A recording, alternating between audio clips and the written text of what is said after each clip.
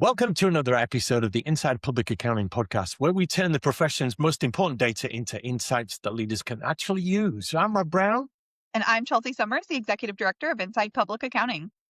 And today we're talking about something that every firm leader thinks they understand: turnover, not the financial term turnover, but the labor shortage turnover. We know it's expensive. They know it's expensive. It's disruptive. Most have lived through a rough stretch of it during the last few years. But here's the thing. Many firms are only counting the costs they can see, but there are costs that they can't see. We're going to dive into that today. These are the ones that actually shape what a firm becomes, right, Chelsea? Yeah, and that's a really good framing for this conversation because when we look at the data, turnover isn't just a staffing metric, it's really a window into how firms are actually operating. And the picture that the data reveals is really more complicated than I think the managing partners might realize. Yeah. And when I saw turnover as a topic, I thought we're getting really technical with the accounting side of it because it is an accounting term. But whether it's pipeline or retention or labor shortage or anything else, it's a really important conversation. So let's start where the profession stands right now, because the headline number actually looks pretty good, doesn't it? Yeah, it does. Turnover hit a 20-year high of 15.9% across all of our firms in 2022. So that was the peak of what most people in the profession experienced as the great resignation. So every size tier spiked at that time, and the firms above 75 million reached 19.3% that year. It was really difficult across the board. So by turnover, let's just define terms, Chelsea. So a 20% turnover of a 15%, what would that mean in your eyes? Yeah, so that includes voluntary turnover and involuntary turnover. So whether the firm has let somebody go or the person has left on their own, it's looking at those individuals who left the firm. And we don't capture and we don't know if they left for another firm or if they left public accounting for a client or for industry, or if they just said, I'm going to go sit on the beach somewhere and not work for a little while. So in any given year, 15 to 20% of your headcount left for various reasons. Okay, Correct. so we had a high in 2022, and yes, the pandemic shaped that. What's happened since then? So we've seen a lot of recovery. In 2025, turnover overall fell to 11.8%. And that's actually the lowest figure in the 20-year data set that we looked at. So Goodness. on the surface, it really looks like crisis happened, profession adapted, and things got better. We weathered the storm. We got over the talent pipeline, but are we declaring victory on this yet? I don't think entirely, because the drop in turnover doesn't necessarily mean that the cost of that turnover has disappeared. In a Oh. lot of ways, it means firms are now feeling the weight of all that accumulated during those peak years. The staff who stayed, they got really stretched, and the people who left took things with them that don't necessarily show up in an exit interview. And the firms that recovered fastest, they really did it deliberately and not necessarily automatically. There's so much in there, and we hear such a lot, don't we, about mental resilience and stress and the workload and the tax seasons and everything else. So this is all in place. So let's pull the curtain back on what this turnover actually costs. And we're going to look at it through three lenses you've got for us today: the financial costs, the cultural costs, which are often intangible or hidden, and the client-facing costs, because each one tells a different part of the story. And I think each one is consistently underestimated inside of firms. Yeah. So let's start with the financial side. It's the language that our accounting audience understands. This is where most firms think they have a handle on things. They know the metrics, they know the numbers, they're running the spreadsheets, they track recruitment fees, they know when a seat's open, they know what churn is, but what exactly is the full picture? So the recruiting fees is just a fraction of it. And I think if most managing partners sat down and built a true cost model for one single departure, they might be kind of uncomfortable with the number that they arrive at. Well, you're great at knowing the numbers, Chelsea. So walk us through it. Yeah, so let's use a hypothetical that is fairly representative of what we see across mid-sized firms. So you lose a senior manager, someone that has 5 to 6 years at the firm. They have strong client relationships and they have a team that they're supervising. So visible costs are the ones that the firms typically count. A recruiting fee, if you're using outside search firms, which can easily be 20 to 25% of that first year's Easily. salary. Yeah. Interview time for the partners and managers, which is billable time being spent on an internal problem, and then onboarding and orientation once someone's hired. So they're just the front end costs, aren't they, of getting someone in and on a seat? Yeah. And then you have a gap period. So those weeks or months where that seat is either empty or covered by people who already have full plates.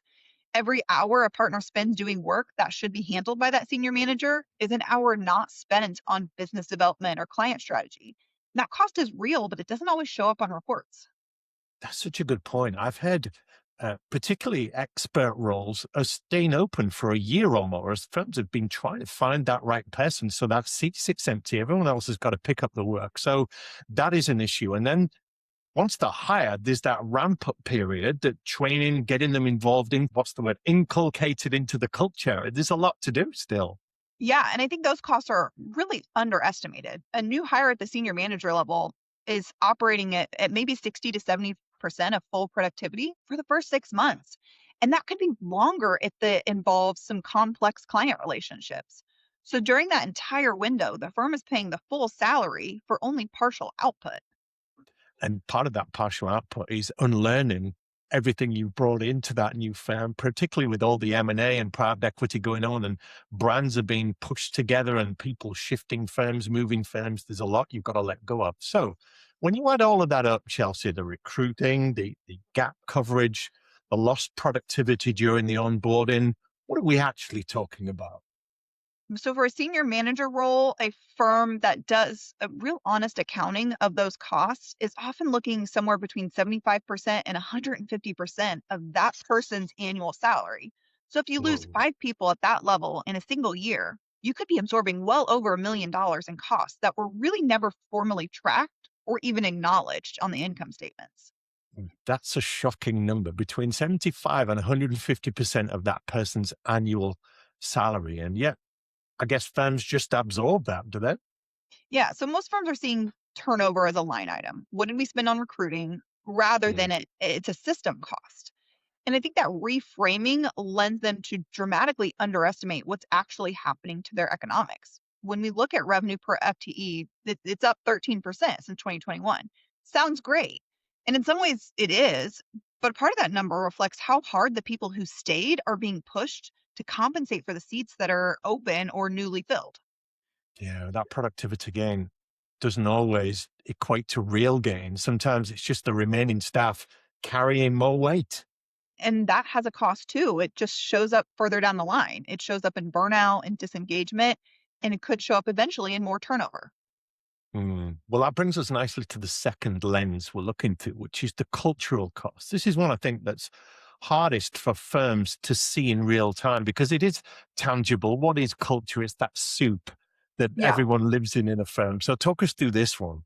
Yeah, so the cultural costs don't show up on a spreadsheet, and that sometimes is hard to acknowledge and wrap your head around. So when Yeah. someone leaves a firm, especially somebody at the manager or senior manager level, they don't just take the billable hours with them. They take the institutional knowledge that may never have been written down, the informal mentorship relationships that nobody formally assigned to them, and the trust of the team that watched them go and is now asking their own questions on whether they should stay.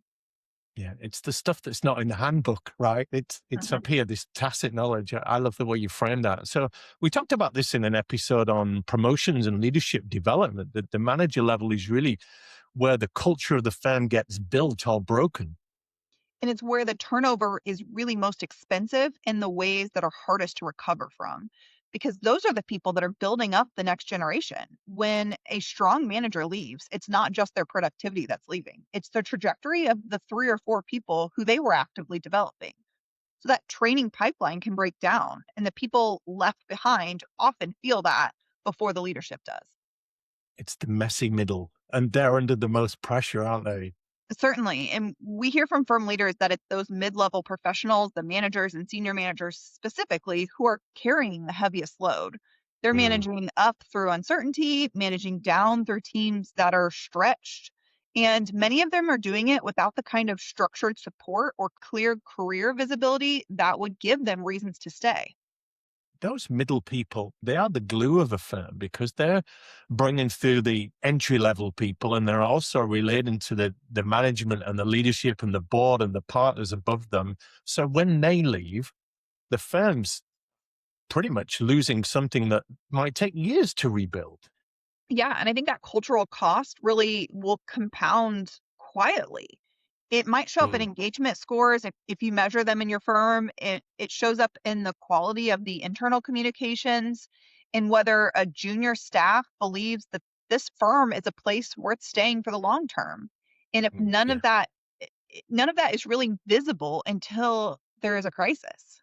Yeah, that's where it comes to light. Okay, so we talked about the financial costs. We've talked about the cultural cost. The third lens you mentioned is the client side, and clients don't often get mentioned in this as a victim of the whole turnover thing. This is one that most directly threatens the revenue of a firm. And I think it's nearly impossible to quantify, which is Mm, why it gets underestimated. So here's a picture of something that I think a lot of firms will recognize. A client's worked with the same senior manager for 4 years. They call that person, they have a question, they trust that person's judgment. They've had conversations on succession planning and growth strategy and things that go well beyond the compliance agreement. And then they get a call that their contact has left. A new person's being assigned and relationship resets. and it is a relationship because that accounting advisor will know the client, their wife's name, their kids' names, their dogs' names, what football team they support. All of that is wrapped up in that relationship. So at that moment, the client starts to make a calculation. They've lost their point of contact, their point of trust. Yeah, they're asking whether the firm still understands their situation and whether the new person will get up to speed quickly enough to actually be useful to them, Mhm. and whether it might be worth at least having a conversation with that other firm that keeps calling them. Most of the clients won't leave immediately, but that relationship becomes fragile in a way that it was not before. We know many of you listen to this podcast on the go, driving to work, working out, even doing chores. Now you can get CPE credit for that time. With Earmark, you can earn free NASBA approved CPE for listening to the Inside Public Accounting podcast. After you listen to an episode, take a quiz and your certificate will be ready. Earmark has courses for everyone in your firm, from staff to partners. Get started today at earmark.app or download the free app on the App Store. And if the relationship was just compliance, if you were just handing over a set of accounts, that would work. But this becomes especially significant as firms build out advisory services because you need to know a whole lot more than the accounts about a client. And yeah, I think this is a tension that is important to talk about. Compliance work really can survive turnover more easily because the work is so process driven. There are files, there are records, there are workflows that can be handed off. But advisory relationships are really built on trust, and that context does not transfer in an onboarding checklist. Yeah, we've talked about advisory and compliance on this show before. You've put some real data behind that.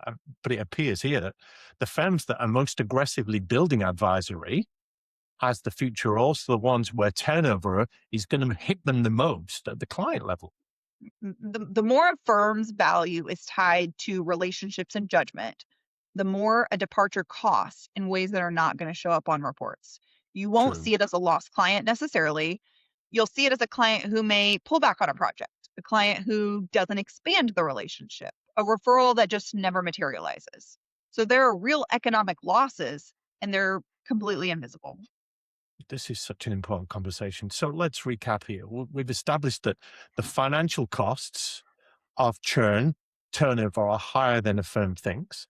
We've established that the cultural costs are really difficult to see, but they're bigger than most firms realize. And the client costs are much more significant than firms can even measure, particularly if they're moving into the advisory space. So all that said, the obvious question in my mind is, why are accounting firms who are so good at the data, why are they missing this or misunderstanding this? Yeah, there's a couple patterns I see in the data and in conversations with firm leaders. First is that firms only measure what's visible. So recruiting spend, days to fill, those are numbers that can make it into a report. The real cost, the lost productivity, the relationship disruption, cultural erosion are hard to quantify. So they don't tend to get quantified at all. Yeah, they're in a spreadsheet. We can see them. But once they're out of mind, what you're saying is they're out of budget too. Yeah. And I think the second pattern we see is normalization. There's a very widespread belief in the profession that some level of turnover is just a cost of doing business, which is true. You train people, they leave, you hire more. But I think that belief is so embedded that many firms don't even question whether it has to be that way.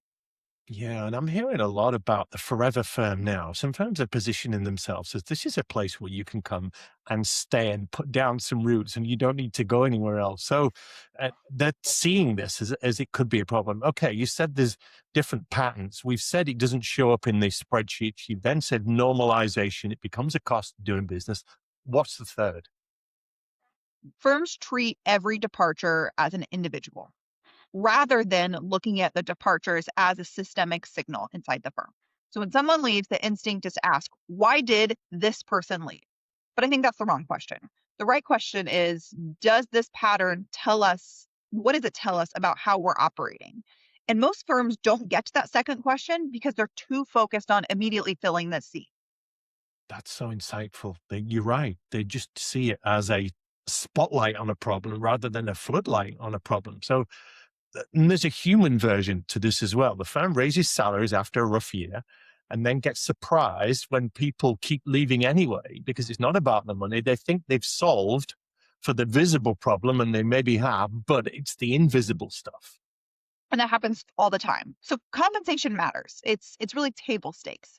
You have to be competitive on pay in order to stay in the game. But the data shows that people leave managers and cultures. Pay is Yeah. often maybe an excuse on an exit survey, but the environment is usually a contributor to the reason. Yeah. You hear that phrase, don't you? People will always leave a bad boss. Even if the company's bad, but they've got a good boss, they'll stay. So this means, Chelsea, that the firms that address only the pay question, the comp question, are solving for the symptom perhaps and missing the cause, the disease entirely. And sometimes they are spending a lot of money to put a band aid on a problem. Oh, yes. And accounting firms don't like spending money, particularly if they're PE back, because there's a lot of accountability on everything they lose or spend. Okay.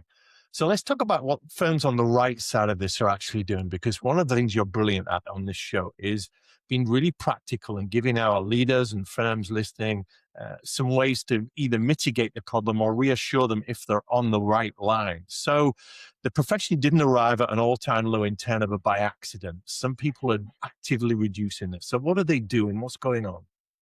So the firms that recovered fastest from the big spike in turnover in 2022, they didn't outspend everybody else.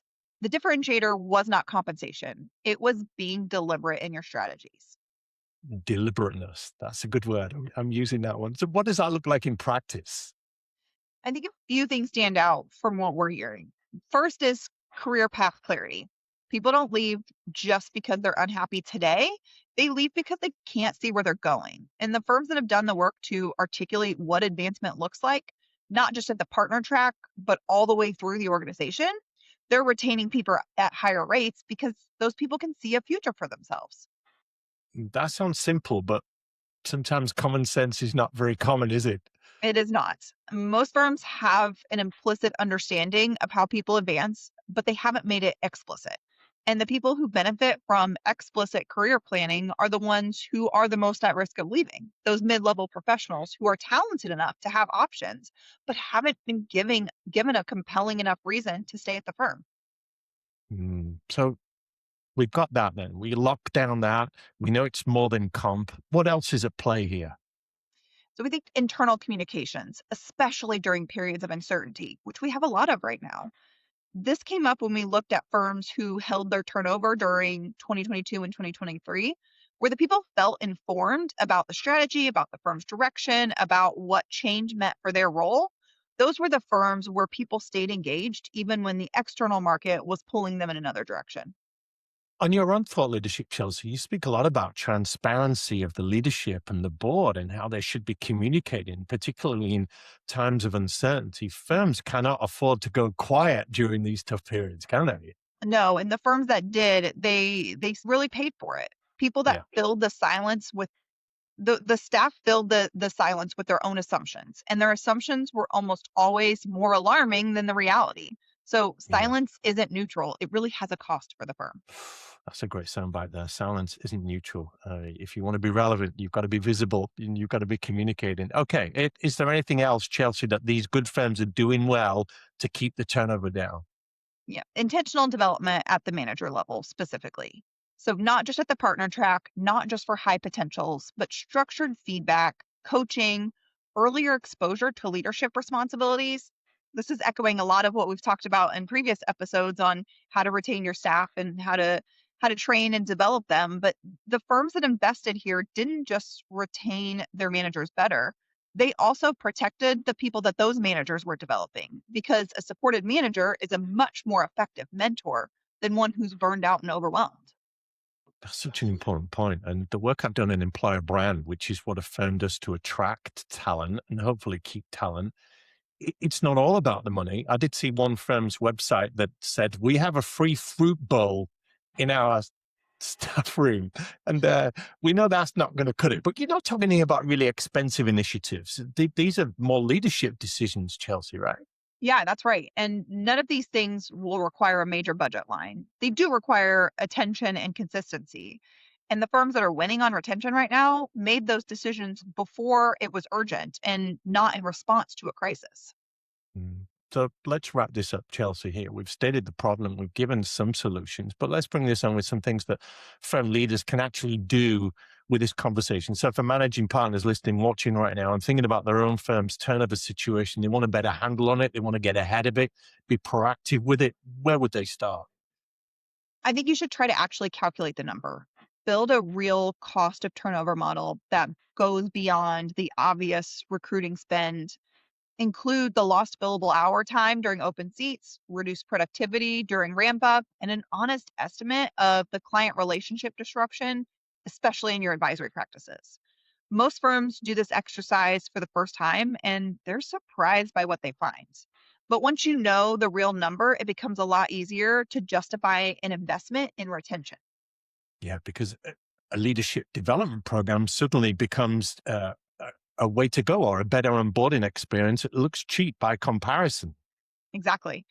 The other thing I would focus on would be to invest in the middle. The manager and senior manager level is where the turnover is most expensive, but also the most preventable. Clear career paths, better feedback loops, earlier exposure to leadership responsibilities. These are the people developing your next generation of partners. If they're burned out or disengaged or invisible to leadership, the pipeline that you're counting on for succession is a lot more fragile than it might look like. And maybe the question firm owners, managing partners, those in those responsible positions should be asking is this: are we treating turnover as something that happens to us? You said earlier, a cost of doing business. Or is this something we have the ability to shape, design, be proactive about? Yeah, that shift in mindset is a great place to start. Firms that see turnover as an external force, the market, the talent shortage, generational change, they're Mm. reacting. But firms that see it as a signal about their own operating model, they tend to build something better. And the thing I've taken from Miss Chelsea is that the costs we can see are the easy ones. It's the costs that don't show up on a report or a spreadsheet. That shapes what a firm becomes. Great conversation as always. Thank you for that insight.